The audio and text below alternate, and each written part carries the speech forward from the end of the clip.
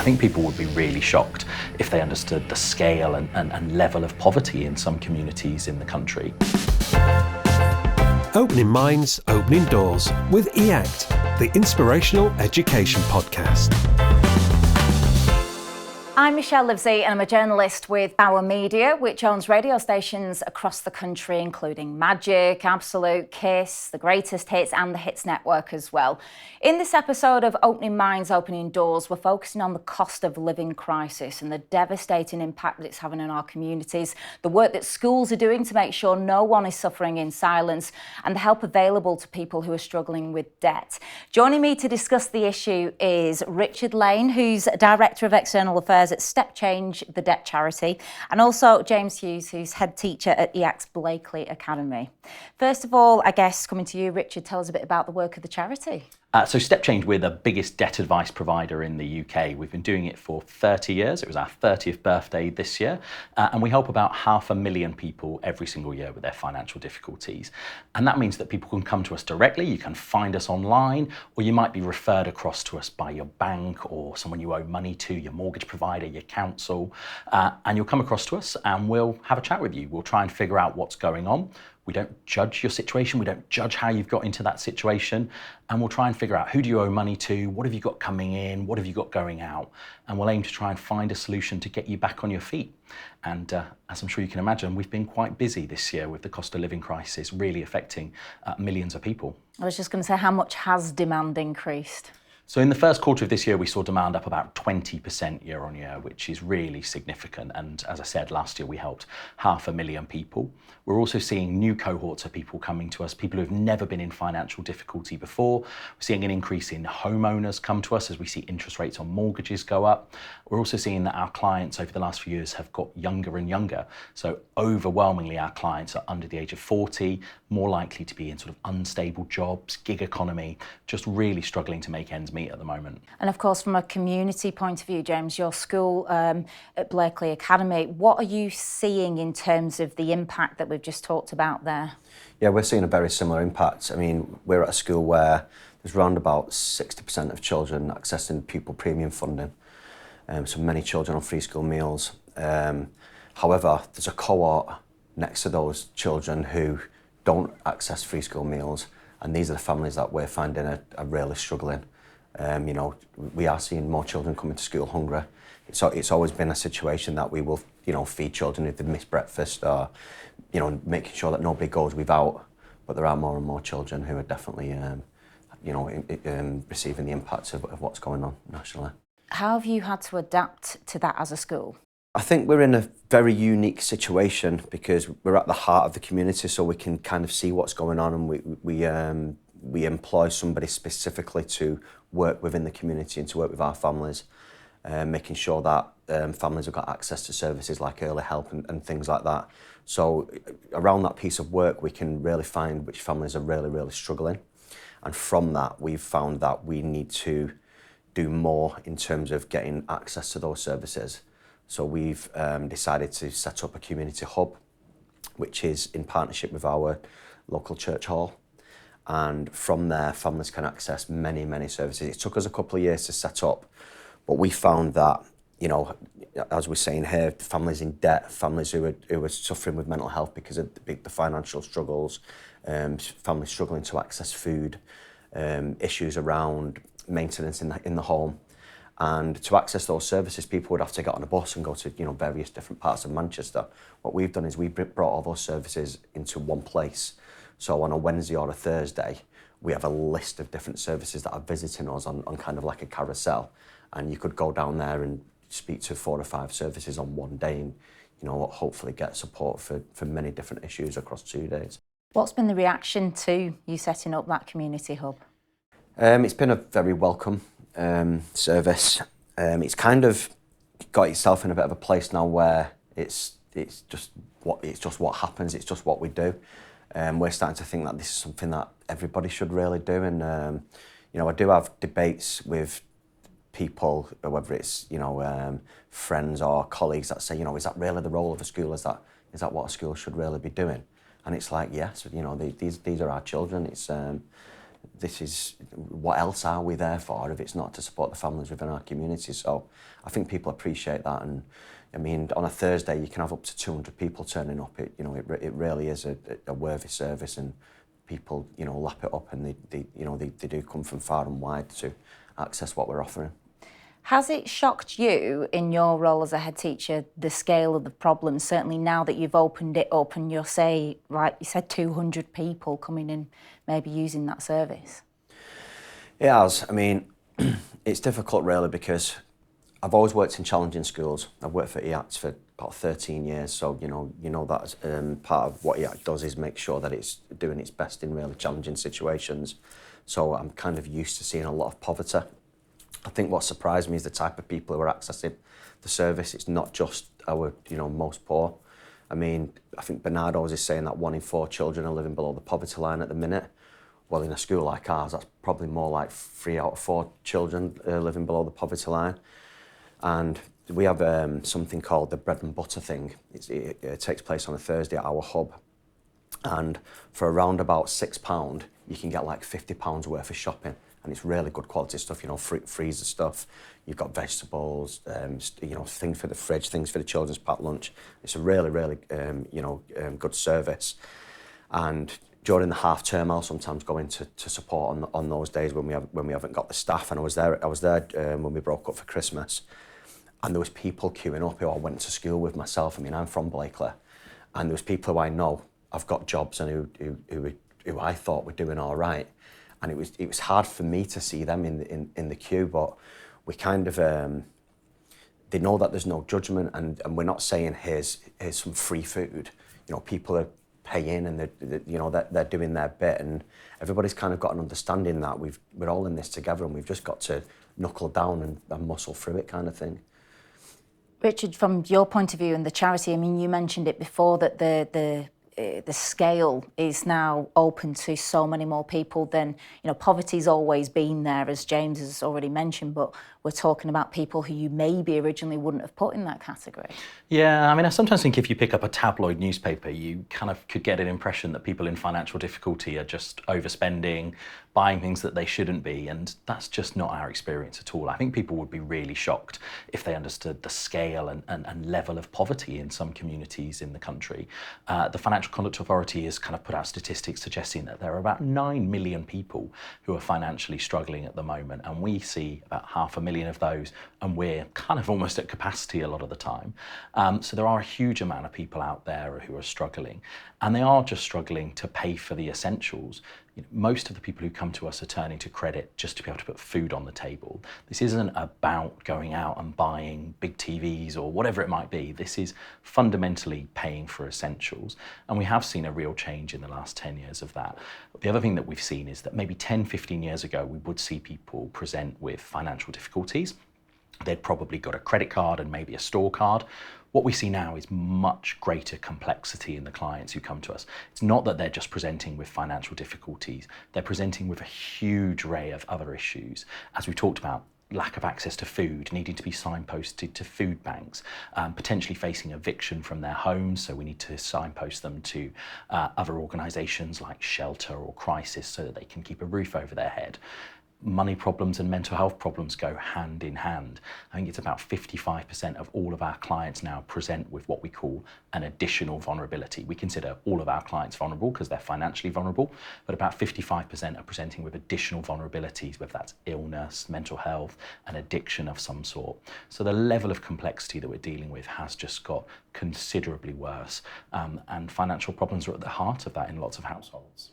And it also takes a lot for people to ask for help, doesn't it? It really does. I mean, I don't know whether it's a stiff British upper lip thing, but we're really, really bad at talking about money in this country. We've done some research that suggests when our clients come to us, they've generally been in financial crisis for between 12 and 18 months by the time they actually come to us. And that's 12 and 18 months of potentially their situation getting worse, certainly their mental health getting worse, not sleeping. We know that financial difficulties can be a catalyst for family breakdown. You're not going to be focusing at work because you're worried about your finances. So it is really a problem when people aren't able to talk about it. And if one small thing could come out of this terrible, terrible cost of living crisis, I would love it that we could get a bit better at talking about financial difficulties, because unfortunately there are millions of people who are struggling. It's nothing to be embarrassed about, it's nothing to be ashamed about. We just live in a time that's enormously difficult. I mean, putting it in context, where are we now? About 16 months ago, the energy price cap was £900. It's £3,000 now. And interest rates were 0.25%. Mortgage rates are now 6.5%.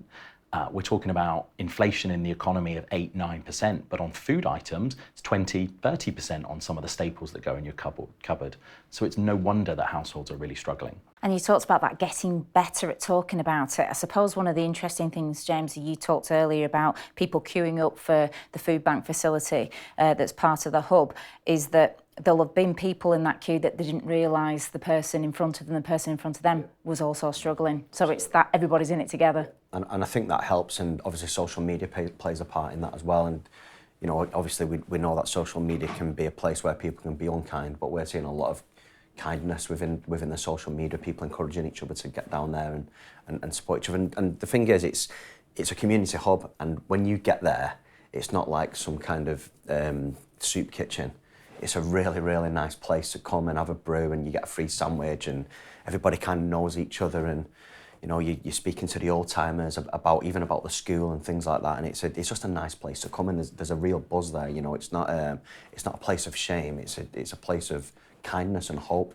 I think I'd like to pick on something you're talking about there around mental health, though, because a piece of work that led us to open the hub was around adverse childhood experiences. And we found that these experiences that the children had, whether it be around poverty or a parent with mental health or domestic abuse, alcohol, drug abuse, whatever it might be, those things obviously impact on a child's development and on the future chances for that child. And we knew that the pastoral work we were doing in school was only ever going to patch it up. And unless we put some work into the families and beyond the school gates, we're always going to be putting plasters on and never getting to the heart of the problem. And something that we're definitely seeing and really finding is those family breakdowns and that pressure at home. And you know, if there's no money and we're really, really struggling to pay the gas bill and to pay the rent and even pay mortgages, then that's going to bring pressure into the home, and mum and dad are falling out, and we need to be there to support the families through that. It's such a tough time when it comes to that. I mean, you know, everybody can look at each other and say, right, we're all struggling in some way or another. But when that kind of manifests itself in really traumatising incidents that are happening in the home, again, that's going to impact on children's development and future prospects. That's where the school comes in, though, isn't it? Like you say, and I think you said that you've had conversations in the past where people have said that's not the role of the school, that why are schools getting involved in that? Well, you've just sort of said there, because the ultimate aim of a school is a child's welfare, development, and it's a massive impact on that. 100%. I mean, at the end of the day, if you've got children that are coming in who are hungry, who have had a domestic disturbance the night before, who haven't got a coat because it's freezing and they can't afford it, who are wearing the brother's uniform because they can't afford to get a new one, who are really, really tired because of what's going on at home, who are cold because there's things at home domestically that haven't been fixed. Now teach them the times tables. You know, it goes hand in hand. The well-being and the happiness of the children is first. If you get that right, everything else comes afterwards, kind of thing. But I think, you know, when you've probably heard that we were nominated for the TES Awards for our community efforts, and you know we've had a piece in the Times. We've been on BBC Radio, and we've been on ITN News, and we always feel embarrassed when it happens. Genuinely, you know. Julie phones us up and says, "Oh, these people want to speak to you, this newspaper wants to speak to you," and we genuinely feel embarrassed about it because we don't do it for that. You know, we do it because we're looking at these people in the face every single morning. We're doing it because it absolutely desperately has to happen. You know, we're not doing it for accolades or awards or for people to give us a round of applause or a pat on the back. We're doing it because there's a desperate need for it, and it's what we turn up for every day. You were obviously highly commended at those awards, and I think that sends out a strong message to other schools, whether you're doing it for that or not. It's not about that, it's the message it sends out to other schools to say, you have a role, you can do this, you can help. Yeah, but yeah, it does highlight how important it is. And I think we will see more and more schools. I mean, E-ACT particular we're not the only school that's doing something like this. There's many schools around the country who are applying themselves in the same vein. But we do want people to be looking over their fence and going, well, look what they're doing. Maybe we can do that. And it's something that, we reach beyond our own school. There's people who come to our hub. They're not just our families. They come from the other local schools as well, and come from the estate next door. And it's for anybody who needs it, really. Richard, how much does a school like the Blackley Academy doing a community hub like that help break down stigmas? It's massively important that we can talk about this in the community with the people that we trust, the school we may have been to, the school that we send our kids to. The fact that you can see that there's help available to you is so important. The one thing that I will say, and I am not party political at all, but I'm happy to be political, is that charities are increasingly and schools are increasingly stepping in to pick up the pieces of a failing system. Things aren't working for lots of people. So if we look at the people who are coming to us, the majority of them are in work, but they are likely to be on minimum wage jobs that are simply not covering the essentials. Disproportionately, we see clients who are on universal credit, which is simply not covering the basics. We've seen the housing element of universal credit, for example, which lots of people rely on, isn't going to find you a house in an overwhelming majority of the country. And that's not a party political point of view. This is a challenge to all the political parties, that ultimately there's only so much that we can do, there's only so much that schools can do, that there needs to be more to kind of fix some of these failing systems. And we need to make sure that benefits are keeping up in line with inflation, that work pays enough so you can pay for your bills, that energy bills are coming down, or there's a tariff that you can access.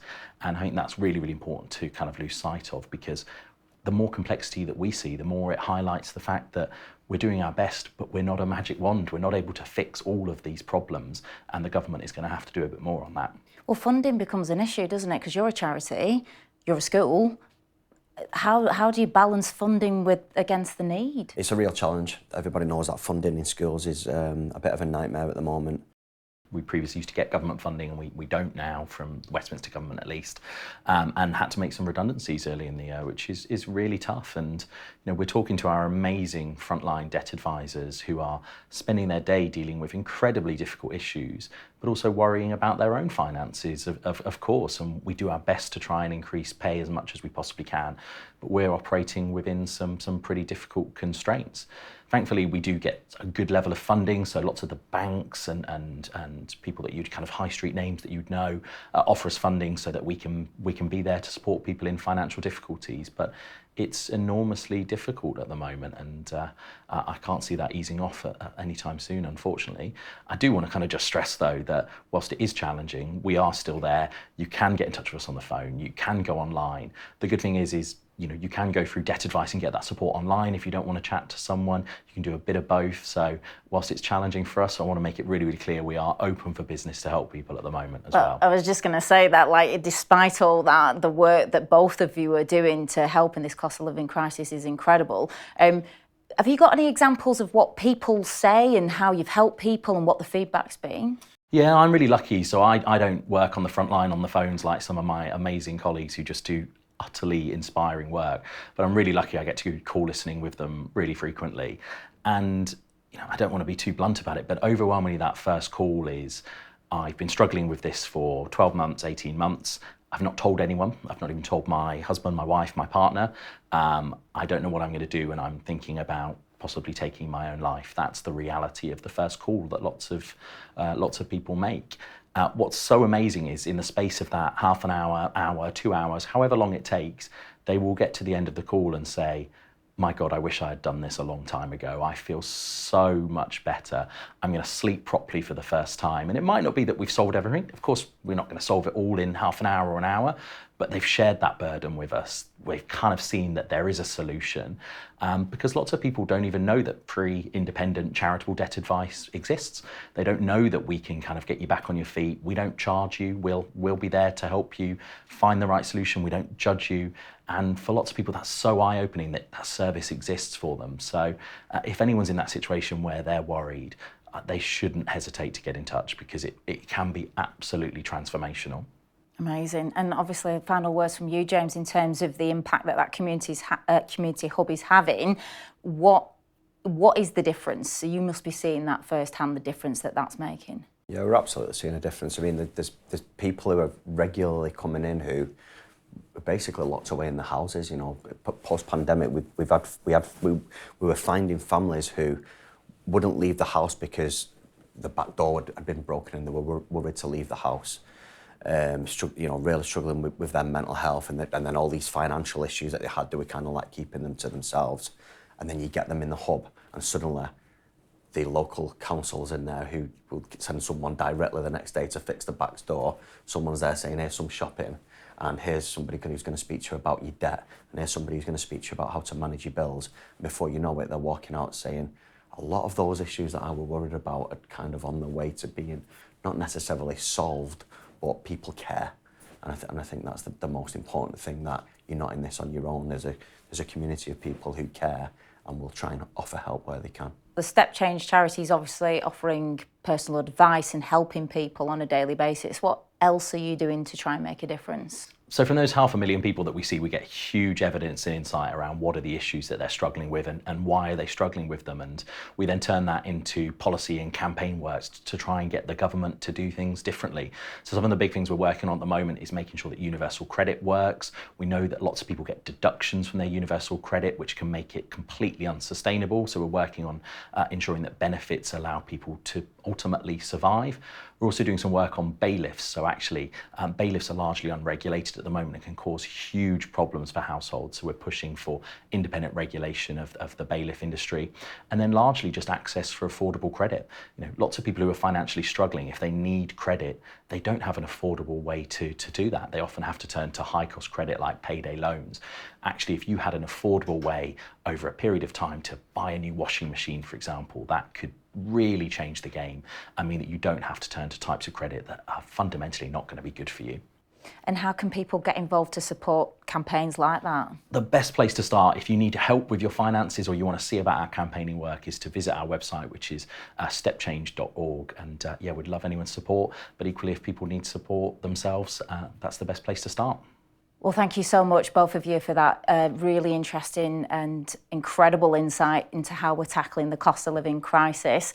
If anyone wants any more information on that episode or any of our other Opening Minds, Opening Doors episodes, you can go to the website, openingmindsopeningdoors.co.uk, or just search on socials, Opening Minds, Opening Doors.